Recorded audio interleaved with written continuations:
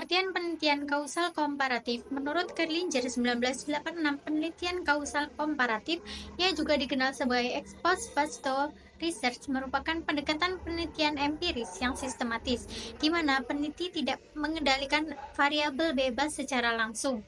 Hal ini disebabkan oleh fakta bahwa variabel bebas tersebut telah terjadi sebelumnya atau memang secara alamiah tidak dapat dimanipulasi.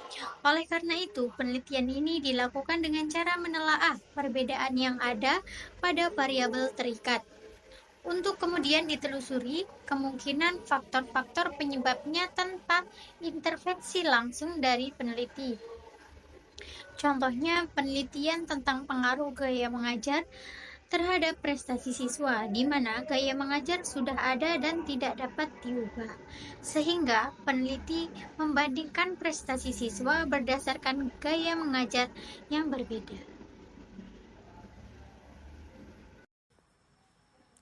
Tujuan penelitian kausal komparatif. Secara umum, penelitian kausal komparatif bertujuan untuk mengetahui arah dan kekuatan hubungan antara variabel bebas dan variabel terikat.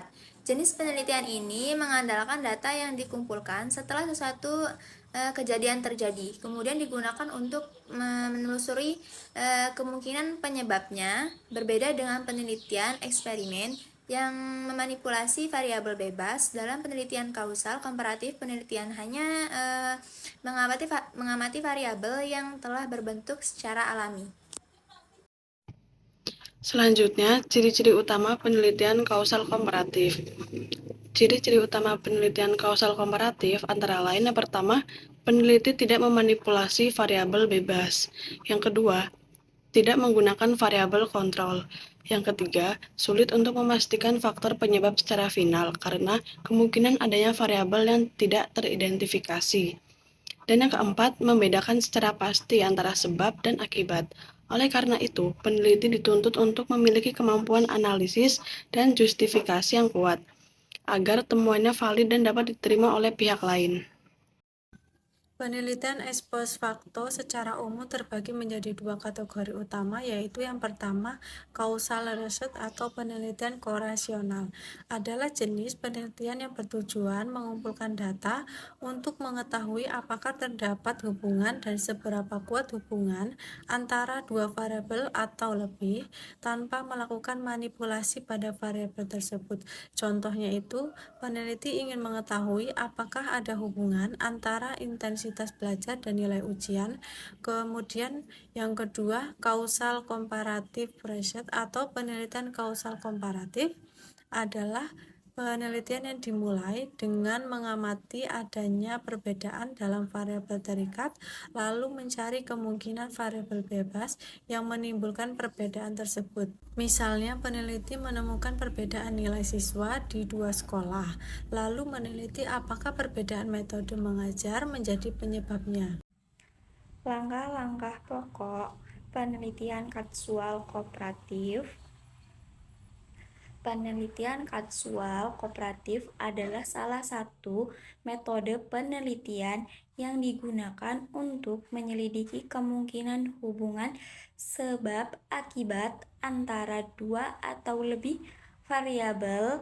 Berikut langkah-langkah dalam penelitian kausal kooperatif, yaitu: 1. Mendefinisikan masalah. Langkah pertama adalah mengidentifikasikan masalah yang ingin diteliti, termasuk fenomena atau kejadian yang ingin dianalisis hubungannya. 2. Melakukan penalaan. Keputusan penelitian perlu memahami konteks masalah dengan mengumpulkan informasi awal dan literatur yang relevan untuk merumuskan pertanyaan penelitian. 3.